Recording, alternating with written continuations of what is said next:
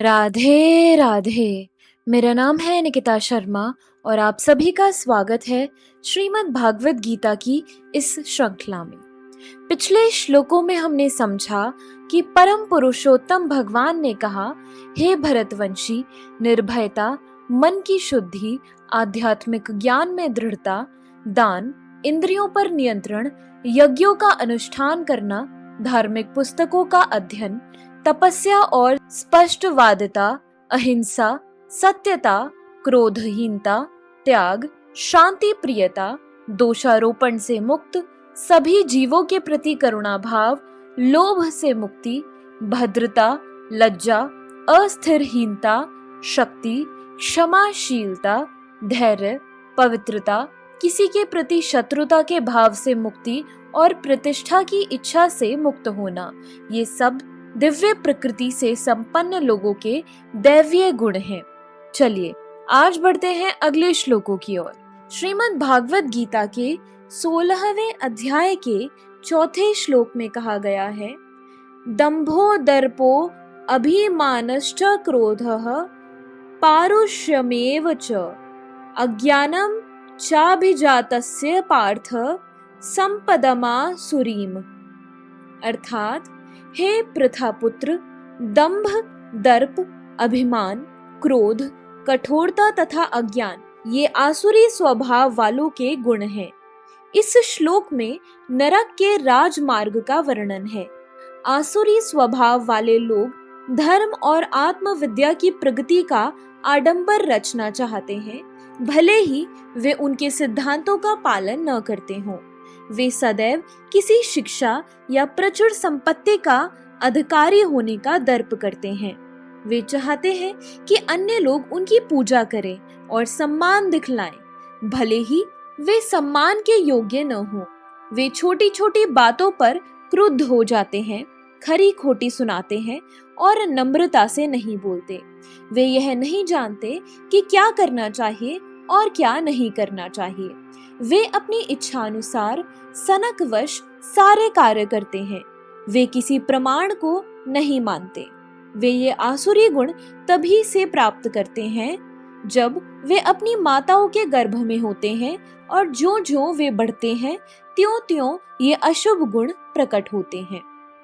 5वें श्लोक में कहा गया है, दैवी संपद्विमोक्षाय निबंधाया सुरीमता मां श्रुतः संपदम दैवीमभिजातो असि पांडव। अर्थात दिव्य गुण मोक्ष के लिए अनुकूल हैं और आसुरी गुण बंधन दिलाने के लिए हैं। हे पांडुपुत्र, तुम चिंता मत करो, क्योंकि तुम दैवी गुणों से युक्त होकर जन्मे हो। भगवान कृष्ण अर्जुन को यह कहकर प्रोत्साहित करते हैं कि वह आसुरी गुणों के साथ नहीं जन्मा। युद्ध में उसका सम्मिलित होना आसुरी नहीं है, क्योंकि वह उसके गुण दोषों पर विचार कर रहा था।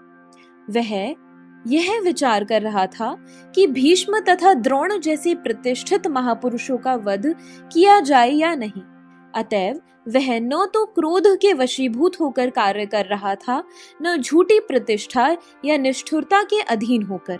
अतएव वह आसुरी स्वभाव का नहीं था। क्षत्रिय के लिए शत्रु का बाण बरसाना दिव्य माना जाता है और ऐसे कर्तव्य से विमुख होना आसुरी। अतएव अर्जुन के लिए शोक यानी संताप करने का कोई कारण न था। जो कोई भी जीवन के विभिन्न आश्रमों के विधानों का पालन करता है, वह दिव्य पद पर स्थित होता है। 6 श्लोक में कहा गया है, द्वो भूत सर्गो लोके अस्मिन् देव आसुर एव च दैवो विस्तरशः प्रोक्त आसुरम पार्थ में शृणु। अर्थात हे प्रथापुत्र, इस संसार में सृजित प्राणी 2 प्रकार के हैं, दैवी तथा आसुरी। मैं पहले ही विस्तार से तुम्हें दैवी गुण बतला चुका हूँ। अब मुझसे आसुरी गुणों के विषय में सुनो। अर्जुन को यह कहकर कि वह दैवी गुणों में संपन्न होकर जन्मा है, भगवान कृष्ण अब उसे आसुरी गुण बताते हैं। इस संसार में बद्ध जीव 2 श्रेणियों में बटे हुए हैं। जो जीव दिव्य गुणों से संपन्न होते हैं, वे नियमित जीवन बिताते हैं। अर्थात वे शास्त्रों तथा विद्वानों द्वारा बताए गए आदेशों का निर्वाह करते हैं। मनुष्य को चाहिए कि प्रामाणिक शास्त्रों के अनुसार ही कर्तव्य निभाएं। यह प्रकृति दैवी कहलाती है।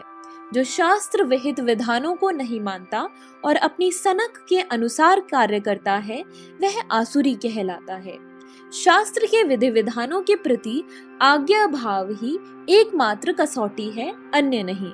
वैदिक साहित्य में उल्लेख है कि देवता तथा असुर दोनों ही प्रजापति से उत्पन्न हुए।